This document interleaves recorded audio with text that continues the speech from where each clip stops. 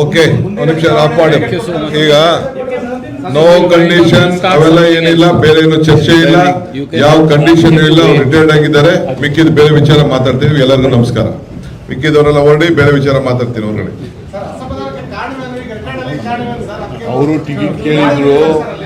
ಈಗ ಅವರು ಟಿಕೆಟ್ ಕೇಳಿದ್ರು. ಪೈಲ್ವಾನ್ ಸಾದಿಕ್ ಅವರು ಕೂಡ ಟಿಕೆಟ್ ಕೇಳಿದ್ರು, ಅರ್ಜಿ ಹಾಕಿದ್ರು. ಆದ್ದರಿಂದ ಅವರು ಕಣದಲ್ಲಿ ಉಳಿದಿದ್ರು. ನಾನು ನಿನ್ನೆ ರಿಜ್ವಾನ್ ಅವರಿಗೆ ಮತ್ತು ಸಲೀಂ ಅವರಿಗೆ, ಇವರು ಎಂಥವರು ನಜೀರ್ ಅವರಿಗೆ ದಾವಣಗೆರೆಗೆ ಹೋಗಿ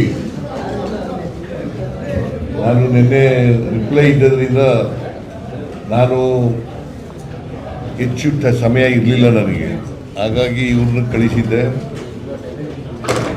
ಅವರು ನಜೀರ್ ಹೋಗಲಿಲ್ಲ, ರಿಜ್ವಾನ್ ಮತ್ತು ಸಲೀಂ ಹೋಗಿದ್ದರು. ಅವ್ರು ಹೋಗೋ ಅಷ್ಟೊತ್ತಿಗೆ ಟೈಮ್ ಆಗಿಬಿಟ್ಟಿತ್ತು.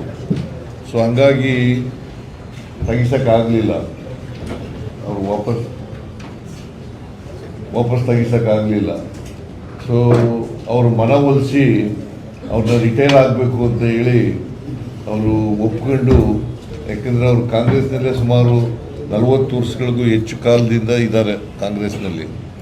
ಕಾಂಗ್ರೆಸ್ಸಿನ ಕಟ್ಟಾಳು ಅವರು, ನಿಷ್ಠಾವಂತ ಕಾರ್ಯಕರ್ತ. ಸೊ ಮುಸಲ್ಮಾನರು ಸುಮಾರು 70 ಮತದಾರರಿದ್ದಾರೆ. ಅವರು ಕೂಡ ಟಿಕೆಟ್ ಬಯಸಿದ್ರು. ಇವೆಲ್ಲನೂ ಪರಿಶೀಲನೆ ಮಾಡಿ ಕೊನೆಗೆ ಮಲ್ಲಿಕಾರ್ಜುನ್ ಅವರ ಮಗನಿಗೆ ಕೊಡಬೇಕು ಅಂತ. ಯಾಕೆಂದರೆ ನಮ್ಮಲ್ಲಿ ಯಾರು ನಿಧನ ಆಯ್ತಾರೆ ಅವ್ರ ಮನೆಯವರಿಗೆ ಕೊಡ್ತಕ್ಕಂಥದ್ದು ಒಂದು ಪದ್ಧತಿ. ಈ ಪದ್ಧತಿಯಿಂದ ಮಲ್ಲಿಕಾರ್ಜುನ ಅವರ ಮಗನಿಗೆ ಕೊಟ್ಟಿದ್ದೀವಿ, ಸಮರ್ಥನ್ ಅವರಿಗೆ. ಇವರು ಕೂಡ ಆಕಾಂಕ್ಷಿಯಾಗಿದ್ದರು. ಇವರು ಈಗ ಇವತ್ತು ನಮ್ಮ ಚುನಾವಣಾ ಸ್ಪರ್ಧೆಯಿಂದ ನಿವೃತ್ತರಾಗಿದ್ದಾರೆ. ನಿನ್ನೆ 11 ಜನ ವಾಪಸ್ ತಗೊಂಡಿದ್ದಾರೆ, ಅವರ ನಾಮಿನೇಷನನ್ನು ವಾಪಸ್ ತಗೊಂಡಿದ್ದಾರೆ. ಸೊ ಅದರಿಂದ ಸಲೀಂ ಅವರಿಗೆ ಮತ್ತು ರಿಜ್ವಾನ್ ಅವರಿಗೆ ನಾನು ಧನ್ಯವಾದಗಳನ್ನು ಈ ಸಂದರ್ಭದಲ್ಲಿ ಹೇಳಲಿಕ್ಕೆ ಬಯಸ್ತಾ ಇದ್ದೇನೆ. ಮತ್ತು ಎಲ್ಲ ಪೈಲ್ವಾನ್ ಸಾದಿಕ್ ಭಾಳ ವರ್ಷಗಳಿಂದ ನನಗೂ ಅವ್ರ ಪರಿಚಯ. ಸಾದಿಕ್ ಅವ್ರು ಪೈಲ್ವಾನ್ ಕುಸ್ತಿ ಮಾಡ್ತಾ ಇದ್ದಾಗಿಂದ ಪರಿಚಯ. ನಾನು ಕುಸ್ತಿ ನೋಡೋಕೆ ಹೋಗ್ತಿದ್ದೆ, ಇವರು ಕುಸ್ತಿ ನೋಡೋಕ್ಕೆ ಹೋಗ್ತಾ ಇದ್ದೆ. ಸಾದಿಕ್ ಕುಸ್ತಿ ಮೈಸೂರಿನಲ್ಲಿ ಕುಸ್ತಿ ಅಖಾಡ ಇತ್ತು ಒಂದು, ಅದು ಚೆನ್ನೈ ಅಖಾಡ. ಚೆನ್ನೈನವರ ಅಖಾಡ, ಅಲ್ಲಿ ಕುಸ್ತಿ ನಡೆಯೋದು. ಆಗ ಹೋಗ್ತಾ ಇದ್ದೆ. ಇವರು ಚಾರ್ಲಿ ಅಂತ ಇನ್ನೊಬ್ಬಿದ್ರು, ದೊಡ್ಡ ಚಾರ್ಲಿ ಅಂತ, ದಾವಣಗೆರೆಯವರು. ಅವರು ದೊಡ್ಡ ಪೈಲ್ವಾನ್, ಇವರು ದೊಡ್ಡ ಪೈಲ್ವಾನ್. ಕುಸ್ತಿ ನೋಡೋಕೆ ಹೋಗ್ತಿದ್ದೆ. ಸೊ ಇವರು ಆಕಾಂಕ್ಷಿಯಾಗಿದ್ದರು. ಆಕಾಂಕ್ಷಿಗಳಾಗೋದು ತಪ್ಪೇನಿಲ್ಲ, ಬಿಕಾಸ್ ಅಲ್ಲಿ ಮತದಾರರಿದ್ದರು, ಮುಸ್ಲಿಂ ಮತದಾರರಿದ್ದರು. ಅವರು ಕ್ಯಾಂಡಿಡೇಟ್ ಆಗಬೇಕು ಅಂತ ಬಯಸಿದರೆ ತಪ್ಪೇನಿಲ್ಲ. ಆದರೆ ಎಲ್ರಿಗೂ ಕೊಡೋಕ್ಕಾಗಲ್ಲ. ಕಾಂಗ್ರೆಸ್ನ ನೀತಿಯಂತೆ ಯಾರು ಮರಣ ಹೊಂದಿದ್ದಾರೆ ಅವ್ರ ಮನೆಯವರಿಗೆ ಕೊಡೋದು ಅಂತ ಹೇಳಿ ಬಾಗಲಕೋಟೆಯಲ್ಲಿ 2 ಬೈ ಎಲೆಕ್ಷನ್ಗಳು ನಡೀತಾ ಇದ್ದಾರೆ. ಒಂದು ಬಾಗಲಕೋಟೆ, ಇನ್ನೊಂದು ದಾವಣಗೆರೆ. ದಾವಣಗೆರೆಯಲ್ಲೂ ಶಿವಶಂಕರಪ್ಪನವ್ರ ಮೊಮ್ಮಗನಿಗೆ ಕೊಟ್ಟಿದ್ದೀವಿ. ಆಮೇಲೆ ಮೇಟಿಯವರು ಕಾಲ ಆದರೂ ಅವರ ಮಗನಿಗೆ ಕೊಟ್ಟಿದ್ದೀವಿ, ಕಿರಿಯ ಮಗನಿಗೆ. 2 ಕಡೆ ಗೆಲ್ತೀವಿ. ನಾನು ಪೈಲ್ವಾನ್ ಸಾದಿಕ್ ಅವರಿಗೆ ಧನ್ಯವಾದಗಳನ್ನು ಹೇಳಲಿಕ್ಕೆ, ಯಾಕೆಂದರೆ ನಮ್ಮ ಮಾತನ್ನು ನಂಬಿ ನಾನು ಮತ್ತು DK ಶಿವಕುಮಾರ್ ಮಾತುಗಳನ್ನು ಅವರು ಒಪ್ಕೊಂಡು ವಾಪಸ್ ಇವತ್ತು ರಿಟೈರ್ ಆಗಿದ್ದಾರೆ. ಅವರಿಗೆ ಧನ್ಯವಾದಗಳನ್ನು ಪಕ್ಷದ ವತಿಯಿಂದ ಹೇಳಲಿಕ್ಕೆ ಬಯಸ್ತಾ ಇದ್ದೀನಿ. ನಮಸ್ಕಾರ. ಆಯಿತು, ಅದೆಲ್ಲ ಬಿಡಿ, ಅದೆಲ್ಲ ಏನಿಲ್ಲ. ಚರ್ಚೆ ಮಾಡೋಕ್ಕೆ ಹೋಗಬೇಡಿ. ಚರ್ಚೆನ ನಾವು ಮಾತಾಡೋದಿಲ್ಲ, ಉತ್ತರನೂ ಕೊಡೋದಿಲ್ಲ, ತಲೆ ಕೆಡಿಸ್ಕೋಬೇಡಿ. ಓಕೆ, ನಮಸ್ಕಾರ.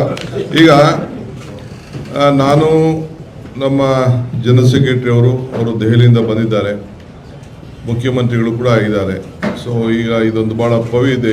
ಈ ಜನಕ್ಕೆ ನೋಯ್ತಾರಂಥ ಒಂದು ದೊಡ್ಡ ಸಮಸ್ಯೆ. ಪ್ರತಿದಿನ 1000 ಕೋಟಿ ರೂಪಾಯಿಯಷ್ಟು BJPಯವರು ನಮ್ಮ ಜನರ ಹಣವನ್ನು ಹಿಂಡ್ತಾ ಇದ್ದಾರೆ. ಈ ವಿಚಾರವಾಗಿ ಇವತ್ತು ನಾವು ನಿಮಗೆಲ್ಲ ಕೂಡ ಯಾವ ರೀತಿ ಏನಾಗ್ತಾ ಇದೆ ಅಂಥೇಳಿ ಮುಖ್ಯಮಂತ್ರಿಗಳು ಮತ್ತು ನಮ್ಮ ಸುರ್ಜಿವಾಲಾ ಸಾಹೇಬರು ಇದನ್ನು ನಿಮ್ಮ ಬಗ್ಗೆ ಮಂದಟ್ಟು ಮಾಡಿಕೊಡ್ತಾರೆ. ಆ ದೃಷ್ಟಿಯಿಂದ ಈ ಒಂದು ಮಾಧ್ಯಮ ಗೋಷ್ಠಿಯನ್ನು, ತುರ್ತುಗೋಷ್ಠಿಯನ್ನು ನಮ್ಮ ನಾಡಿನ ಜನತೆಗೆ ಪೆಟ್ರೋಲು, ಡೀಸೆಲ್ಲು ಮತ್ತು ಗ್ಯಾಸ್ನಲ್ಲಿ ಏನು ತೊಂದರೆ ಆಗ್ತಾ ಇದೆ, ಇದಕ್ಕೆ ಸರ್ಕಾರ ಏನು ವಿಫಲ ಆಗ್ತಾ ಇದೆ, ಈ ಸಮಸ್ಯೆ ಅಲ್ಲದೆ ಕೂಡ ಯುದ್ಧದ ಸಮಸ್ಯೆ ಇದ್ರೂ ಕೂಡ ಯಾವ ರೀತಿ ನಮಗೆ ರಕ್ಷಣೆ ಮಾಡೋಕ್ಕಾಗಲಿಲ್ಲ ಅನ್ನೋದು ಕೂಡ ತಾವೆಲ್ಲ ಅರ್ತಿದ್ದೀರಿ, ನೋವು ಅನುಭವಿಸ್ತಾ ಇದ್ದೀರಿ. ವೋಲ್ಟ್ಗಳು ಏನಾಗ್ತಾ ಇದೆ, ಪೆಟ್ರೋಲ್ ಡೀಸೆಲ್ ಏನಾಗ್ತಾ ಇದೆ, ಗ್ಯಾಸ್ ಏನಾಗ್ತಾ ಇದೆ ಅಂತ ನಮಗೆ ಅನುಭವ ಆಗ್ತಾ ಇದೆ. ಈ ದೃಷ್ಟಿಯಿಂದ ಇವತ್ತು ಮಾಧ್ಯಮ ಗೋಷ್ಠಿಯನ್ನು ಕರೆದಿದ್ದೇವೆ. So first I would like to request my ಸುರ್ಜಿವಾಲಾಜಿ just speak on this.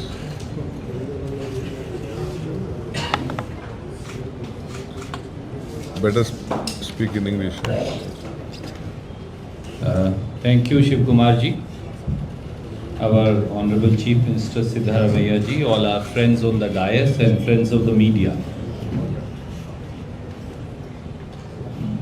There was an important political development in the state. That's why we took some time extra of yours. My apologies. And it was a happy day for the Congress family that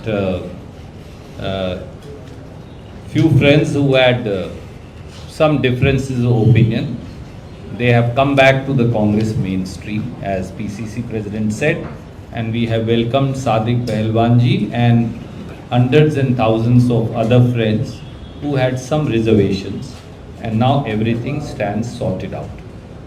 Coming back, Chief Minister, PCC President, myself and all of us are here with an important issue today. Before I raise this, I want to show you a figure that's here behind you. I can't even count the number of zeros on there. This figure is 43 lakh crore. Do not be shocked. That is the money collected by Modi government and the BJP. ಹೆಚ್ಚಿನ ವಿಡಿಯೋಗಳಿಗೆ ಪ್ರತಿಧ್ವನಿ YouTube channel subscribe ಮಾಡಿ, bell icon click ಮಾಡಿ.